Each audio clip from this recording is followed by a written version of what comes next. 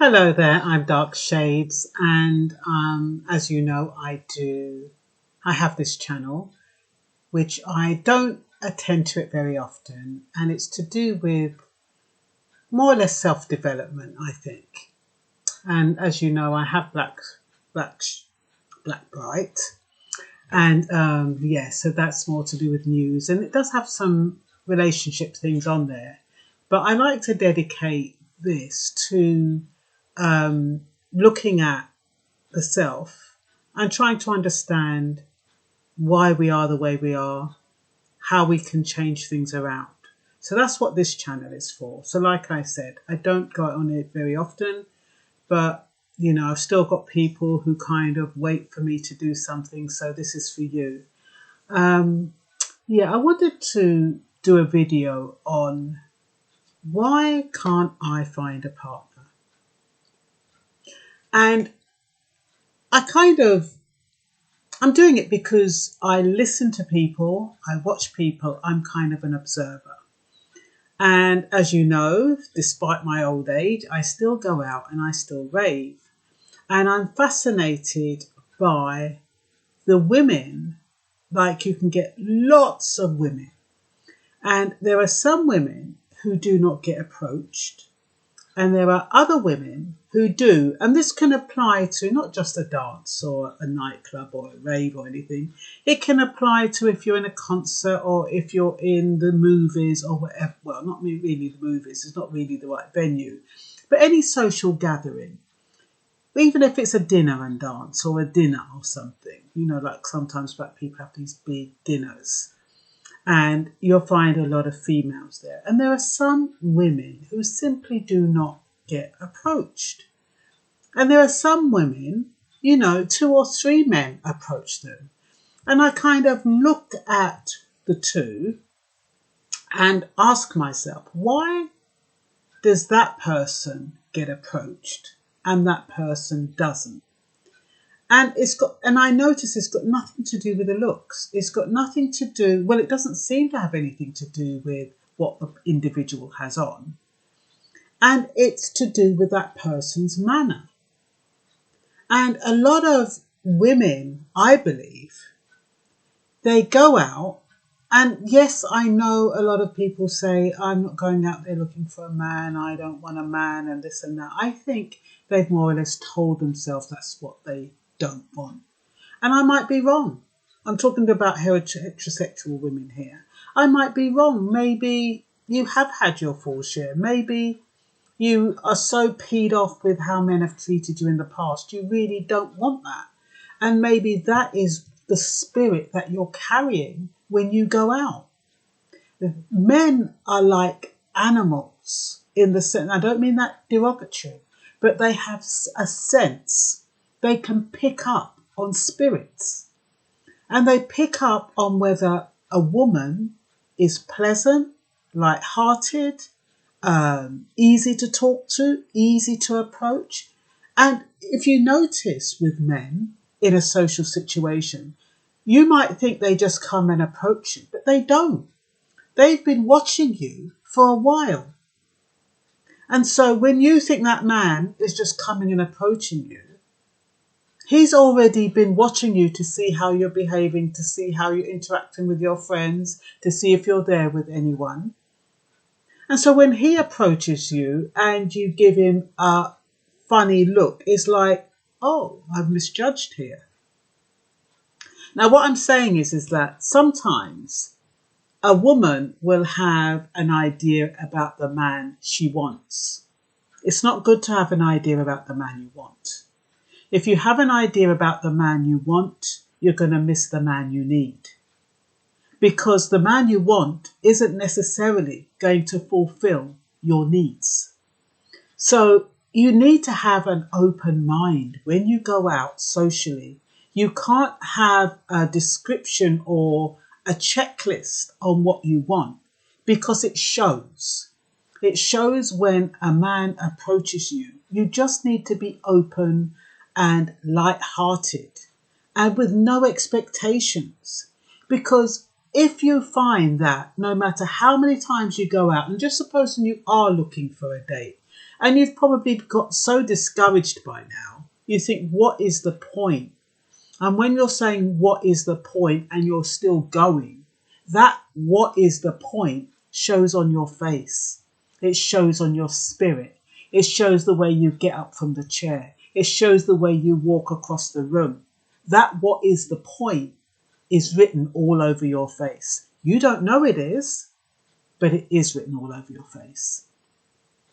So the reason why some women do not get approached by men or can't find a partner, and sometimes a man might even approach them, but because of their manner, the man is thinking, oh, bloody hell, I can't be bothered with this. Like some women, they're quite direct also. You're going to buy me a drink then?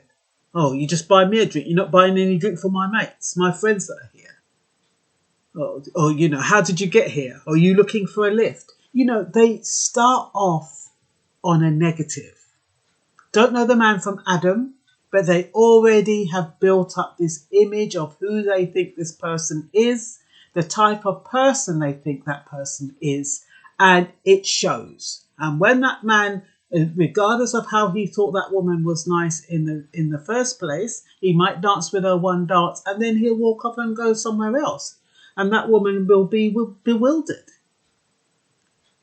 You have to, regardless of how you feel, regardless of the pain you have endured, don't go out if you're still in pain. Don't go out if, you know, somebody's hurt you and you haven't got over it. Don't go out when you're grieving because you think that it might lift your spirits. Often, what it does, it makes you feel worse because people don't know your circumstances. People automatically assume that people who go out and socialise want to meet somebody, want to make friends, want to have a laugh or whatever. So if you're going to a place and your face is long and inside you feel like crap, inside you're thinking, what's the point? Inside you're thinking all men are bastards. They all cheat. They all do this and they all do that. You're not going to receive the right type of person. And you will be on your own because what you're feeling inside is written all over your face. You know, sometimes I wish I could go around and take photographs of people like in a nightclub or whatever, so they can see how they look because they're not conscious. A lot of women, when they go out, they're not conscious about their appearance. They forget themselves. So they sit there and then they end up slouching. And because they're feeling, oh, you know, I'm not going to meet anybody. And look how that one look what that one have on. That one doesn't even got on a cap. That one have on trainers. And you're already judging. And so you're looking around and thinking, oh, you know, we can't bother with that one there. And, you know, you already made your judgment. And because you've made your judgment and you're looking at these men who you feel are not compatible with you, you are stopping the person who is out there on the periphery, who you cannot see, from approaching you because he's done see your face drop already. And he's like, boy, that woman, they look miserable. Look at her face. You know, she just look on people and I shoot up her mouth.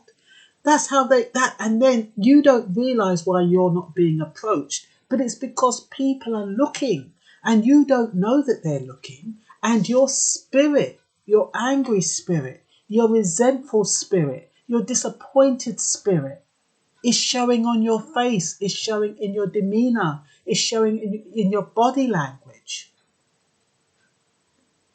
So, all I'm saying is that if you want to meet somebody, they say that you, in order to succeed, you have to play a part. And some people say, fake it until you make it.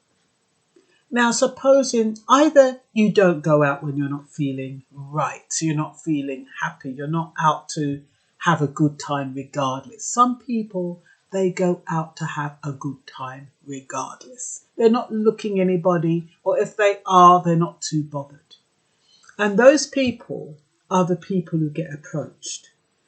So if you do want to go out and if you do want to meet someone, just fake it until you make it. You prepare yourself with a smile, a permanent smile. You smile at whoever, whether you're interested or not, whether they respond or not. You smile and you have a good spirit about you. You're light-hearted. You laugh with your friends. If a man, whether you like him or not, approaches you, you can say, oh, it's the wrong time of the month, or, I would, but I could, maybe later. But you don't show them the bad face. You give people hope. When you give people hope, people give you hope. Remember, energy begets energy. What you give out comes back. If you give out upliftment, upliftment comes to you. But you must feel right inside. You must be at peace with yourself. You must be in that place where you feel good. And you are going out and hoping to meet somebody, but if you don't, it doesn't matter. And all I'm saying, don't have a prescription of the man you want. Because if you do, you're not going to meet him.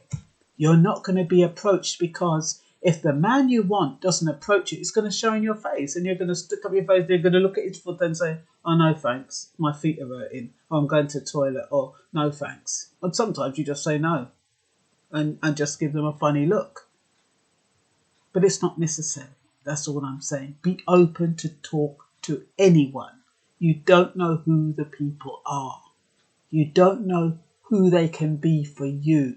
You don't know what form your twin mate is going to come in. Your twin flame, or whatever they call it, soulmate. You don't know what format he is going to approach you. That's all I'm saying. So let me just look at my notes. People go to church. And the thing is that when they go to church, instead of listening to the service and showing due diligence, they're there looking around to see if there's any single men in, and looking at the ring, and the man done clock you already. The man's clocked you already. Men don't, when a man approaches you, he hasn't just clocked you. It might look as though he has, but guarantee he's already done his search and has decided to approach you. So you don't have to look. You go into the church, you pay attention to what the pastor is saying or what the pastoress is saying. You listen to the song, you read your Bible, you do your own thing. You're not looking. When you're looking around, you look desperate. And that's when you attract the wrong type of people. You attract the narcissists. You attract the people who want to violate your space. The abusers. Don't say you can't find abusers in church. You can. So don't think just because men go to church that they're all good and they're all righteous. A lot of men go to church just to look for a good woman, but they ain't good themselves. So don't assume that every man who's in the church and who's single is a good catch. So all I'm saying is, if you're going to church, you go to church for the purpose you're going to church for, which is to worship God, whatever it is, to find peace, to have that moment with your fellow congregation. And if there is somebody there for you, he will approach you without you even looking, without you making eye contact. And one thing with men, they like women who are not looking. They can tell women are looking, because women are looking, they look desperate. They don't think they are. They're craning their neck and, that's what they're doing. And any time a man passes them, I look up and I'm fierce. That's what they're doing. I'm following him around the room. And the man's like, oh. But like I said, if he wants to exploit that person, and then what happens is you find yourself in the same situation, attracting the people who are not healthy because you're looking. and that you have men out there who are looking for women who are looking, Right. if that makes sense. So they can exploit them, and they know they're vulnerable, and they know they're desperate, and they know they're probably needy. And those men are probably codependent. So you've got to be very, very careful. So just keep yourself focused on your prize, which is yourself and whatever it is you're doing. And whoever is for you will come to you. You don't even have to look. Yes, so, and that applies to church, libraries, museum, cultural events. Don't go with a purpose of looking for someone, because it shows. You have to be satisfied with yourself, comfortable with yourself, so that that person is like, will balance you, as opposed to somebody that you need to fulfill yourself. And, you know, a lot of women now, they've lost their femininity. You know, you need to be feminine. A lot of women, when they're going out, they look like bloody men. They walk like men, them stomp like men, them, you know.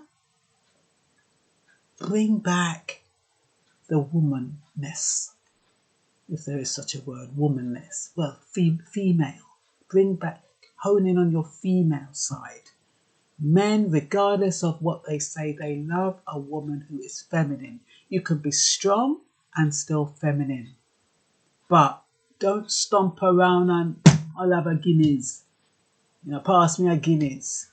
And stop the glass and think, oh yeah, start talking about football. Yeah, men like it when you can talk about football, but that's like an added, but the rest of you needs to be feminine. It's not a necessity. The guys have got their mates to talk to football to. So if you like football, that's all well and good, but don't make out like you're one of the mates. Because men want feminine women. And what, like I said, what frame of mind you're in, I've already said you need to be in a happy frame of mind, a joyful, fulfilled, more or less. You've got rid of all your old scars. You've got nothing lingering on from the past. And so you feel light.